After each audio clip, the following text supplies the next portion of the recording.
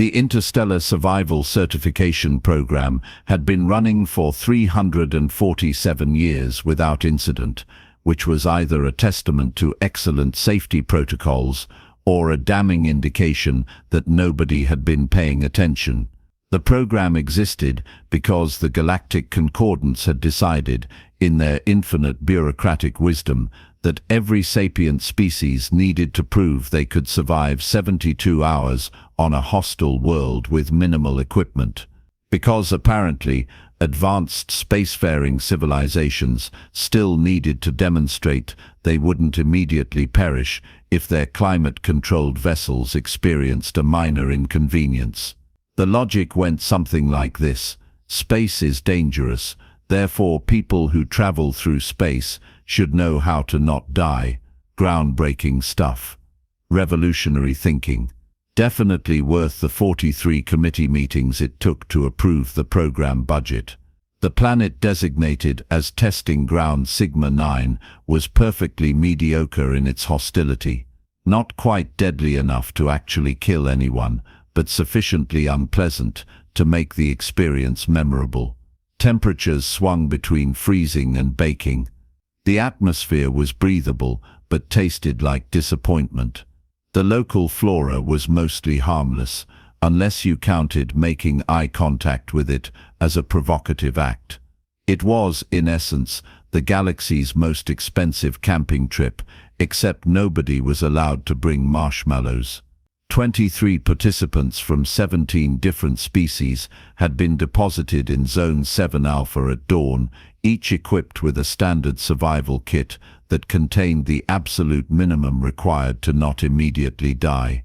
The kit included 1 emergency beacon, 1 multi-tool, 1 thermal blanket, 1 water purification unit, and 1 protein bar that supposedly tasted like universal nutrition, but actually tasted like cardboard's disappointed cousin. The Krillian representative, a being whose exoskeleton could probably withstand a small nuclear blast, immediately began excavating an underground bunker. The Vexorian twins started weaving a dome from local vegetation with the efficiency of beings who'd evolved specifically to be anxious about everything. Their 6 arms worked in perfect synchronization, creating a structure that was less shelter and more architectural anxiety given physical form. A Thorgian, whose species had survived in volcanic systems, simply found a cave and declared victory. Why build shelter when the planet provided perfectly good holes? Everyone had a plan. Everyone understood the assignment. Except, apparently, the human. The emergency klaxon blared across the testing ground at hour 3, signaling the beginning of the extreme weather event that would test their shelters. This was the moment, the crucible. The point where theory met practice, and everyone discovered whether their hastily constructed refuge would protect them or collapse, like a disappointing soufflé. The Krillians sealed their bunker entrance with a satisfied click. The Vexorians added a 7th redundant support beam to their already over-engineered dome. The Thorgian rolled a boulder across their cave mouth because subtlety was for species who hadn't evolved in lava flows. The human was building a box, a wooden box, with a fire inside it. A Quillaran observer, whose species had perfected survival science to an art form, watched through their multispectral vision array with growing concern. The human had spent the first hour gathering stones, the second hour arranging those stones into a chamber, the third hour feeding small pieces of wood into said chamber, while smoke billowed out in a way that seemed more signal fire than survival strategy. Should we intervene? The Quillaran asked the Dravik supervisor, whose whiskers twitched with uncertainty. The protocols state we only intervene for immediate life-threatening situations. Building a smoke beacon instead of shelter seems fairly life-threatening. Perhaps it's a human distress signal. They watched as the human, seemingly satisfied with the smoking box, began gathering longer pieces of wood. Not for shelter, not for a roof or walls or any of the sensible things one might do when a Category 4 storm system was scheduled to arrive in 6 hours. No, the human was carefully measuring pieces, testing their strength, and beginning to construct what could only be described as furniture. A chair. The human was building a chair. The Vexorian twins stopped adding their 8th redundant support beam to watch. The Thorgian poked their head out from behind the boulder to stare. Even the Krillian's seismic sensors picked up the vibrations of woodworking and transmitted confused data patterns. Maybe humans require sitting to survive, one Vexorian suggested. Don't be ridiculous, the other replied. Although their spine structure is notably inefficient, the chair took shape with infuriating attention to detail.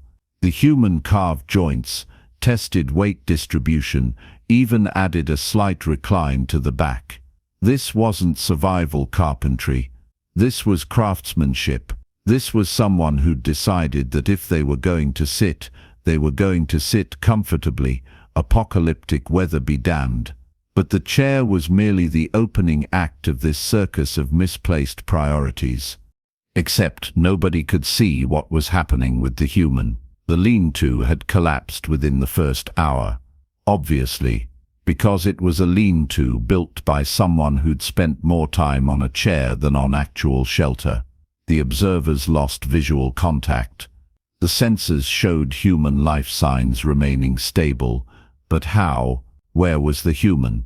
Had they finally panicked and activated the emergency beacon? The storm raged for 16 hours, exceeding specifications because weather doesn't read memos. When it finally cleared, the observers rushed to Zone 7 Alpha, expecting to find a humbled human, possibly hypothermic, definitely regretting their life choices. What they found instead rewrote several species' understanding of the word priority. The lean-to was indeed destroyed, scattered across 50 meters. But the human was sitting in the chair, dry, reading one of the bark books, while smoke continued to drift lazily from the box. The human had wedged the chair under an overhang nobody else had noticed, a natural shelter that required zero construction, but apparently some observation. The smoking box was still smoking, and inside it were strips of meat from some local creature, preserved and cooking slowly. The library had been relocated to the dry overhang, every piece of bark carefully arranged and protected. The actual shelter the human had built was barely visible, a small, efficient space behind the smoker, using the rock overhang and the thermal mass of the stone cookbox as climate control. It was minimal, practical, and had taken maybe 30 minutes to set up properly after the human had finished everything else. I don't understand, the Quilleran said, speaking for everyone. The human looked up from the bark book, genuinely surprised to have an audience. Oh hey, storm's over? Took longer than I expected. Your shelter collapsed. The decoy. Yeah, figured it would. That's why I didn't put anything important there. Decoy, the Dravik repeated, the word heavy with disbelief. Sure, look, anyone watching would focus on the obvious shelter, right? Meanwhile, I set up the actual sleeping spot where it was naturally protected. Took 5 minutes. The human gestured to the chair and smoker. The rest of the time I spent on things that actually matter. That box, with smoke. What is it? Smoker. For food preservation. That storm was forecast for 12 to 16 hours, but weather's unpredictable. What if it lasted 3 days? Everyone's got one protein bar. I've got a week's worth of smoked meat from the local rabbit equivalent. Plus, the smoking process keeps insects away and provides steady heat. The Quilleran's sensors swept over the setup with dawning comprehension. The smoker was positioned to reflect heat toward the sleeping area. The smoke vented in a way that would signal the human's location, but also created a thermal updraft that actually improved the microclimate. It wasn't just a food preservation device, it was a multifunctional survival tool that also happened to make things taste better. And the chair, the Vexorian twins asked in unison. Seriously, the human seemed genuinely baffled by the question. You spent 72 hours in your shelters doing what, exactly? Crouching, standing, sitting on rocks. I spent it comfortable, reading, eating properly cooked food, and staying dry. Morale is survival. Comfort is survival. If your shelter just keeps you barely alive but completely miserable, you're one bad decision away from doing something stupid. The library. Information. The human held up a piece of bark covered in careful markings. Local plant guide. Water sources. Weather patterns I observed. Edible fauna. You all treated this like a 72-hour sprint. But what if the rescue didn't come? What if this was a real stranding? I've got the beginnings of a knowledge base. I can build on this. Everyone else has a shelter that works for exactly one emergency. The instructor arrived for the formal evaluation, a Zentharian whose species had pioneered survival training after their homeworld had tried to kill them for millennia. They surveyed each shelter with practiced efficiency, awarding points for structural integrity, resource efficiency, and adaptability. The Krillian bunker scored highest for protection, the Kelleran dome for engineering, the Thorgian cave for simplicity. Everyone passed with various commendations for their adherence to survival doctrine. Then the instructor reached the human setup and simply stood there, whiskers quivering in what might have been confusion, or might have been the Zentharian equivalent of a laugh. Explain your strategy, the instructor said finally. Everyone built a shelter to survive 72 hours. I built a system to thrive for 72 days. The human gestured to the integrated setup. The shelter keeps me alive. The smoker keeps me fed. The chair keeps me sane. The library keeps me smart. Survival isn't just not dying. It's maintaining the capacity to make good decisions under stress. You can't do that if you're miserable, hungry, and bored. Your shelter collapsed. My decoy collapsed. My actual shelter was fine. It was just boring, so nobody looked at it. The instructor made a notation on their datapad that probably meant something significant in Zentharian. Your species is either brilliant or insane. Little of both, probably. The other participants gathered around as the instructor compiled the final evaluation. The human had technically violated no rules. The requirement specified surviving 72 hours with provided equipment and local resources. It said nothing about what you couldn't build. Nothing about comfort being forbidden. Nothing about chairs or smokers or libraries being against protocol.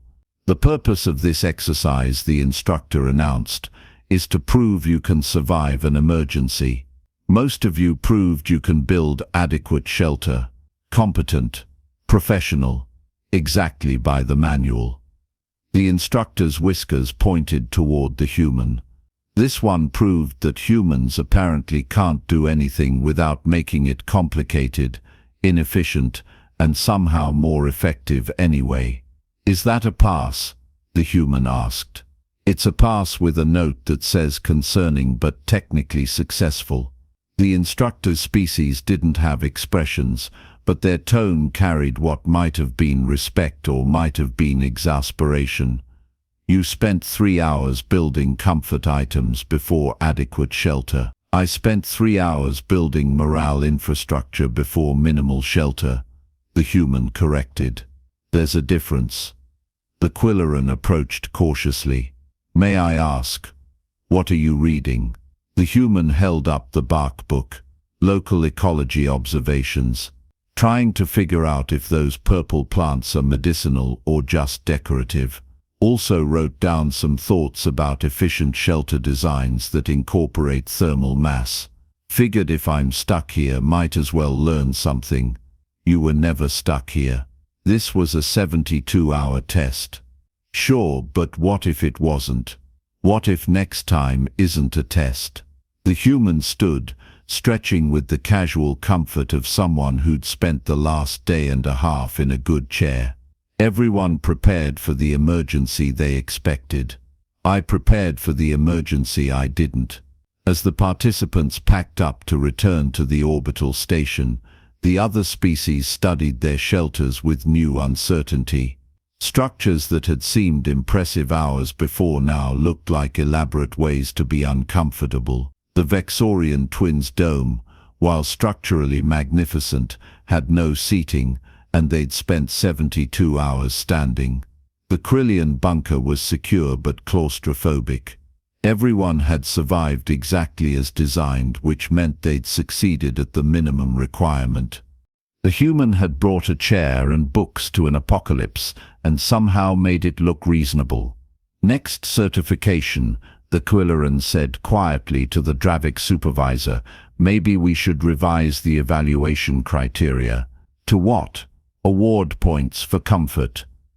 Maybe, or acknowledge that there's a difference between surviving and living, and perhaps the species that can't tell the difference is the one with the problem. The human chair disassembled and Smoker, carefully documented for future reference, walked past with the casual confidence of someone who'd just taught an entire galaxy that sometimes the most important survival tool is the audacity to refuse to be miserable about it. Same time next year? The human called back to the instructor. If you return, please try to build actual shelter first. No promises. I'm thinking next time I'll bring a hammock. The instructor's whiskers drooped in what was definitely resignation. Somewhere in the Galactic Concordance archives, a note was added to humanity's file, capable of survival. Refuses to be reasonable about it. Monitor for further creative interpretation of requirements. And the human, already planning the design for a portable wood-fired pizza oven that definitely wasn't in any survival manual, smiled and thought about what book to write next.